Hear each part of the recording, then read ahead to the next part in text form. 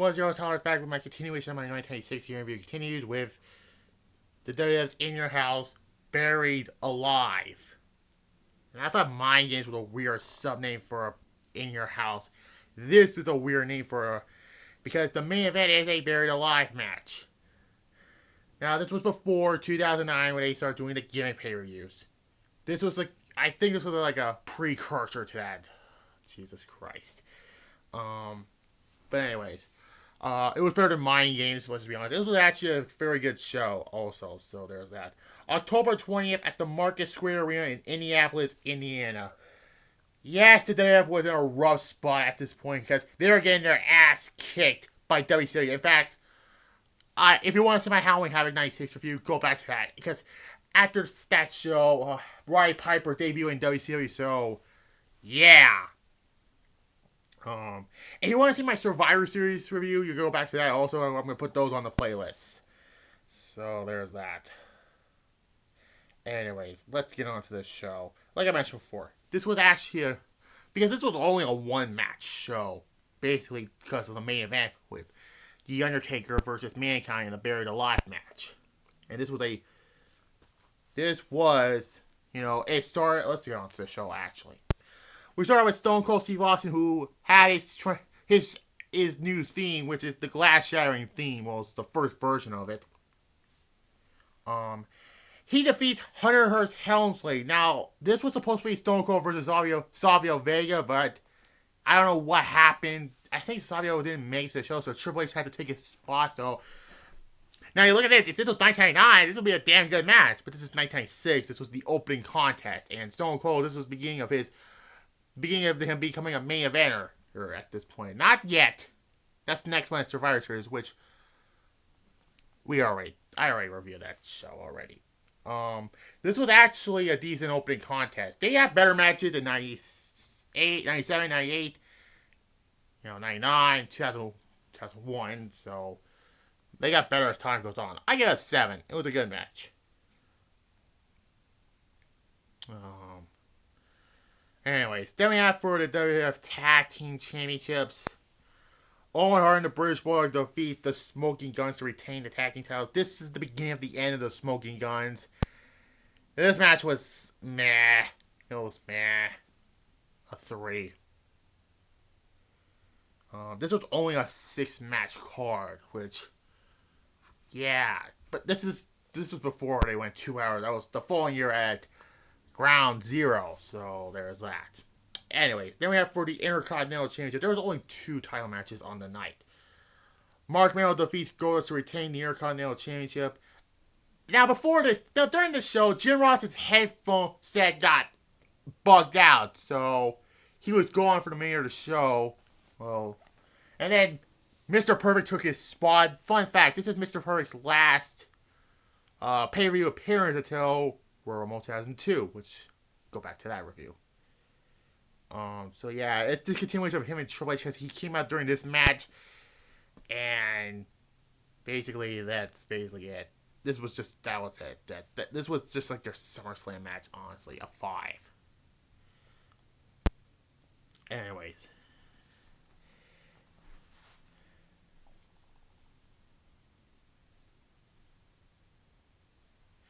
Then we have a match to determine the number 1 contender for the WWF Championship at Survivor Series, which you already know what happened. Psycho Sid defeats Vader to become the number 1 contender for the WWF Championship, and we all know what happened at Survivor Series. Spoiler alert.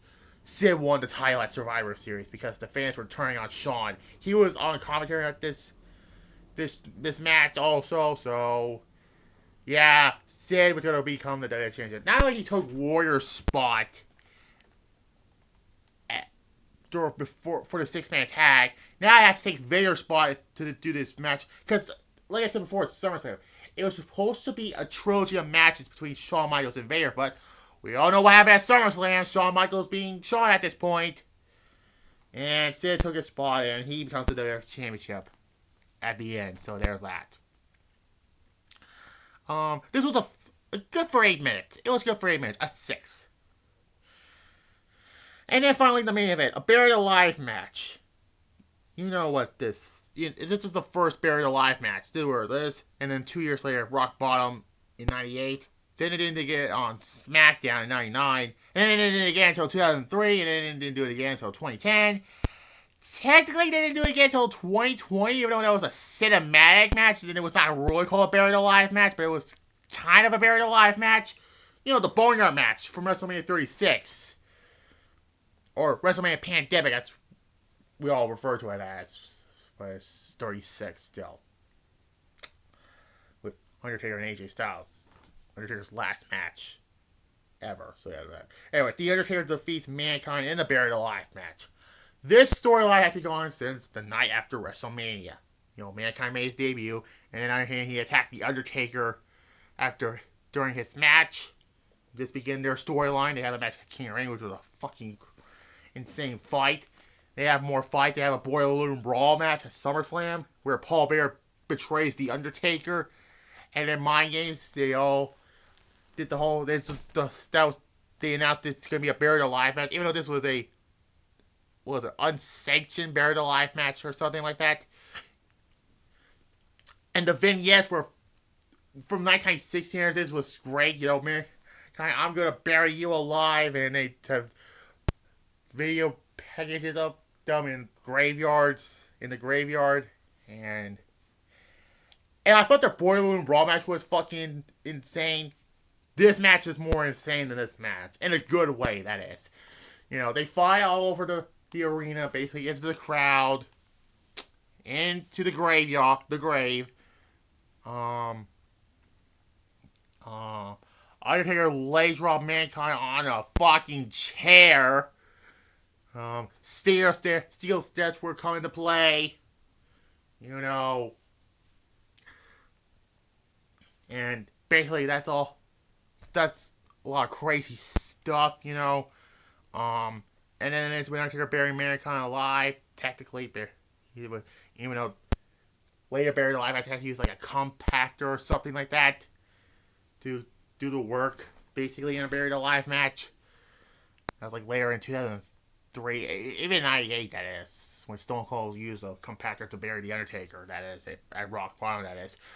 This is a fun match, and Undertaker wants to continue burying Mankind alive. He threw referee Earl Hebner and Mike Chioda, I believe, off the gravesite, and then, somebody in a mask, somebody called the Executioner, I don't know who the hell he was, hits the Undertaker from behind. It hits the Undertaker from behind with another shovel, and it broke in half. It was a given shovel, by the way. And then they throw the Undertaker in the grave. Oh, well, the Mankind out of the grave, so you can throw the Undertaker in the grave.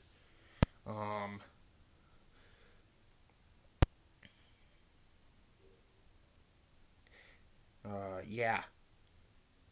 They throw the Undertaker in the grave, and then they bury him alive. Where those two, Goldust, Crush, Bradshaw, and Triple H again, they all bury the Undertaker all the way up to the top. But even though Undertaker was not really in that grave, they have like a hidden doorway so they can stay in there so they can finish the job. And then it was lightning bolt. Lightning sound effects, technically, and Undertaker, there was a lightning bolt struck the tombstone, and Undertaker's hand came out of it, and that leads up to their match at Survivor Series, which we already know. This was the end of the Undertaker wearing the purple gloves, and then becoming the Undertaker wearing being the Lord of Darkness, basically, from 97, where yeah. This match is a 9.5 out of 10. This was a fun match. And let's make the show into a 6.5 out of 10. The show gets. So after this will be World War III, which will be later on. I'm going to do this in World War III. And last two. In Your House, It's Time. And Starrcade. Because I already did Survivor Series and Halloween Havoc, like I mentioned. So anyways. Next up is World War III. And tomorrow I'll do my SmackDown review also. So anyways, like this video, comment down below. If you're new to the channel, subscribe. And bye.